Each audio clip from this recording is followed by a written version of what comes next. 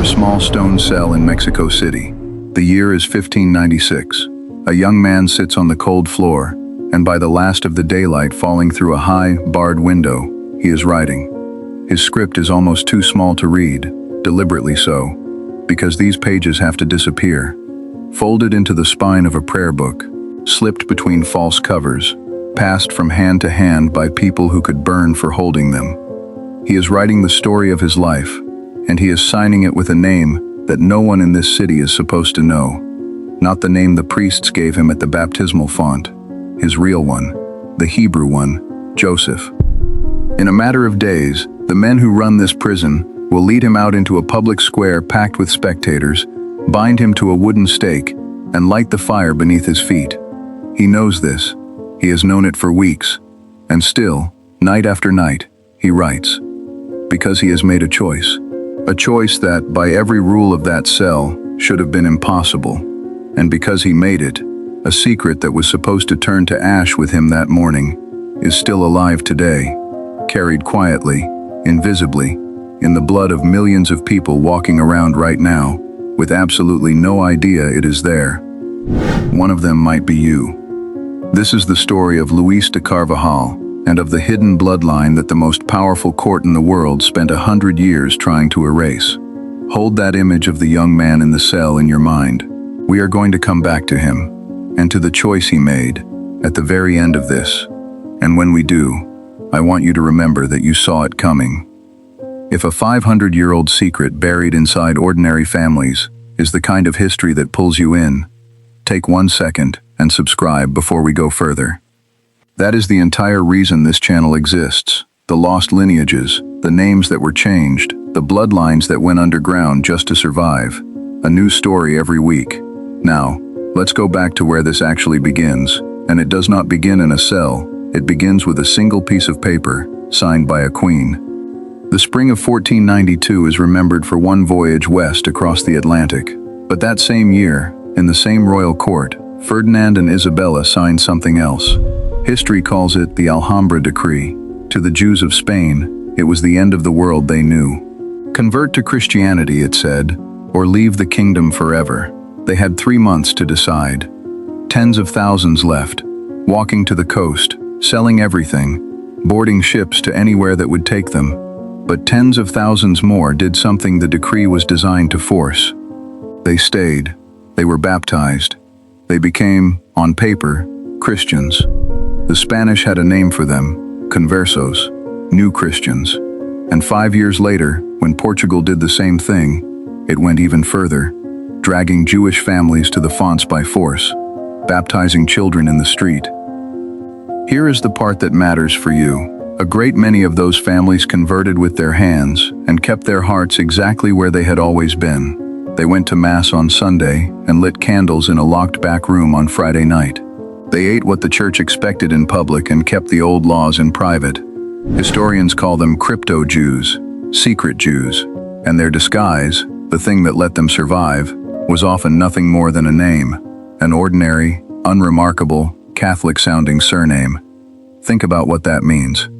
Somewhere in Spain and Portugal, families that had been Jewish for 1,000 years put on a new name like a coat and walked out into the world, hoping no one would look too closely.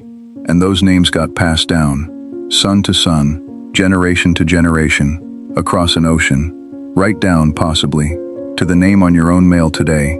That is why this is not just a history lesson. This is the reason a person can carry a 500-year-old secret and never suspect it. The camouflage worked. In many families, it worked so well that the descendants forgot there was ever anything to hide. Now, if you were a converso family, and the Inquisition was watching every convert in Spain for the smallest slip, a refused bite of pork, a clean shirt on Saturday, where would you run? You would run to the edge of the known world. You would run to the new world. That is exactly what the Carvajal family did. And their path there ran through a remarkable man, Luis de Carvajal y de la Cueva, the uncle, a soldier, an adventurer, and by the 1570s, a genuine power in the Spanish Empire. The crown handed him something enormous, a governorship, over a vast stretch of what is now northern Mexico, a new kingdom they called Nuevo León. He was told to settle it, to tame it, to bring colonists. And the colonists he brought included his own extended family. Among them, his young nephew and namesake, Luis, a boy raised in a household that wore its Christianity in the daylight and kept something far older after dark. The uncle, by most accounts, was not a secret Jew. He was a man of the empire, chasing land and status. But he made one fateful decision. When the crown asked him to prove that every soul he brought to the new world was a good, clean, old Christian, he didn't. He brought his family anyway. He looked the other way. And in doing so, he carried a hidden faith across the Atlantic and planted it in the soil of Mexico, in the very colony that still bears the name he gave it. Safety, though, was an illusion, because the Inquisition did not stay behind in Spain. It followed. It crossed the ocean too, and it set up its courts in Mexico City. The family had fled to the far edge of the earth, and the machine had come with them. The young man at the center of our story, Luis the nephew, grew into something his family may not have expected. Where they had kept their faith cautious and quiet, folded down small to survive, he burned with it. As a teenager, he found the old texts, and something in him caught fire. He circumcised himself, alone, with no one to guide him. He took a new name for himself in secret, Joseph Lumbroso, Joseph the Enlightened One, and he began, at enormous risk, to do the most dangerous thing a hidden Jew could do. He began to write it all down, his beliefs, his prayers, the story of his family, the story of his own soul, a memoir composed in the shadow of a court that burned people for far less. Try to picture the daily texture of that life, because it is almost unbearable. A family that prays in one direction on Sunday morning, kneeling in a cathedral where everyone can see, and in another direction on Friday night, behind a bolted door, in a whisper. Children taught two sets of rules, the ones you perform, and the ones you never, ever speak of outside these walls. A mother who scrubs the house clean every Friday and cannot tell the neighbors why. A father who finds a reason not to eat the pork at a stranger's table and hopes no one is counting. Every ordinary day was a performance with the fire as the price of a dropped line. This was not faith as comfort. This was faith as a held breath, sustained across entire lifetimes. And the boy Joseph decided, knowing all of it, to write the held breath down. Before we follow him into that shadow, stop and feel how close this is to you, not metaphorically, genetically. Think of how Ancestry actually works. Go back just 400 years to Luis's own lifetime, and you don't have one ancestor there, or 10, you have thousands. A single converso couple who slipped onto a ship in 1580, who lit a secret candle and taught their children the old words, does not have a handful of descendants today. They have an ocean of them. Their blood threads through entire towns in Mexico, across the American Southwest, up into families who now describe themselves as simply Catholic, simply Hispanic, simply American, and who have never heard the word converso in their lives.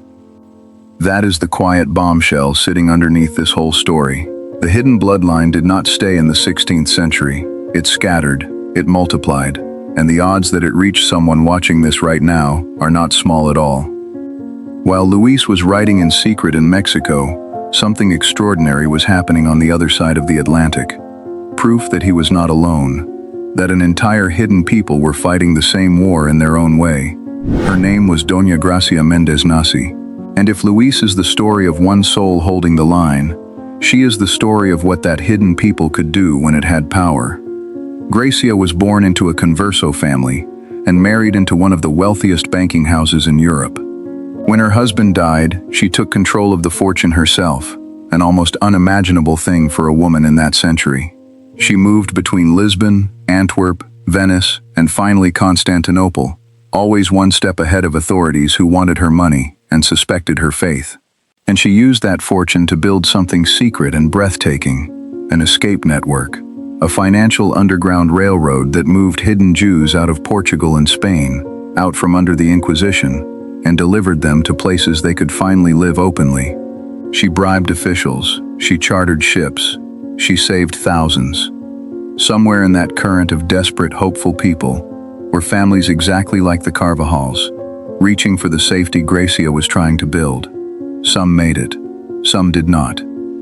If a story like Doña Gracia's, a woman who defied kings and popes with nothing but nerve and a ledger, is new to you, that is exactly the kind of lost history this channel goes looking for. Subscribe and stay with me, because the story is about to turn very dark, and then, right at the end, turn into something no one expected. For a while the Carvajals lived their double life, but the Mexican Inquisition was patient, and it was thorough. In 1589, it came for them. The whole family was arrested, and here, the young man made his first terrible bargain. Facing the court, facing the fire, they confessed. They repented. They were reconciled. The Inquisition's word for a sinner allowed to live, wearing the garment of shame, publicly broken. The uncle, the governor who had carried them all across the sea, died behind bars. Luis walked out of that first imprisonment alive, and a man who had truly been broken would have stopped. Would have gone quiet, gone gray, disappeared into the safe anonymity of the crowd. Luis did the opposite. He went back to his faith more fiercely than before. He taught it to others. He kept writing. He was, in the eyes of the court, the most dangerous thing imaginable, a relapsed heretic, someone who had been shown mercy once and used it to sin again. They arrested him a second time in 1595, and this time there would be no reconciliation. This time they wanted names. Understand what that court actually was. The Inquisition was not a mob. It was a bureaucracy, calm, literate, and endlessly patient. It kept files. It cross-referenced testimony. It did not need to catch you doing anything. It needed only enough neighbors, enough servants, enough frightened relatives to each supply one small thread until the threads became a rope. A prisoner might sit for months, not knowing who had spoken against him or what exactly he was accused of, invited again and again to simply confess everything and name everyone, as if that were mercy. Torture was not wild rage. It was procedure, applied by men who wrote down the results in a steady hand. Against that machine, a single devout young man had almost nothing but the choice of what he would refuse to let it take.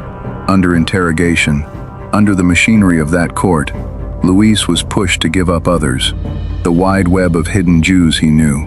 It is the cruelest part of the record, and an honest telling does not hide it.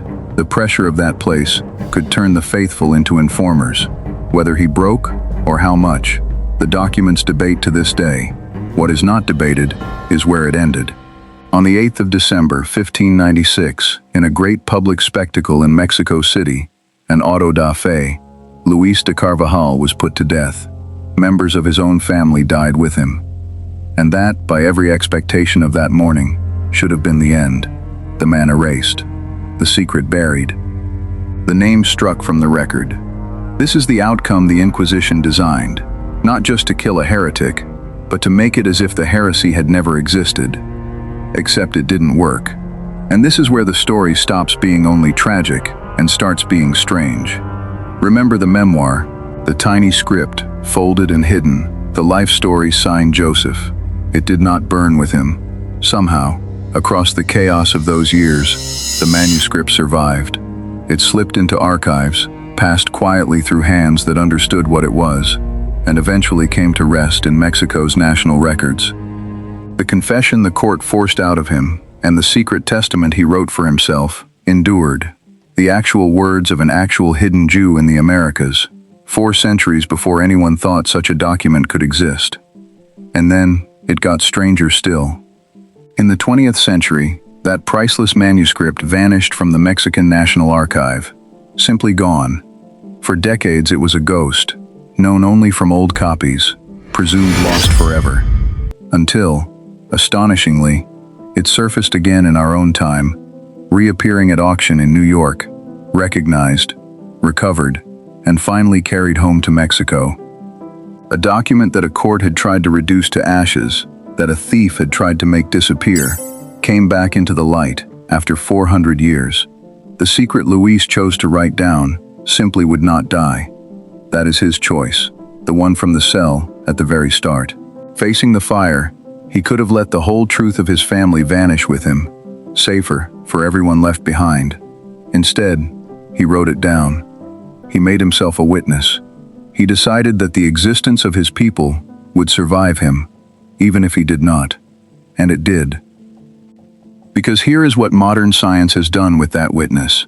Geneticists studying the Hispanic populations of the American Southwest, New Mexico, southern Colorado, Texas, have found something the old families always whispered about. Signatures in the DNA that trace back to the Jews of Sepharad.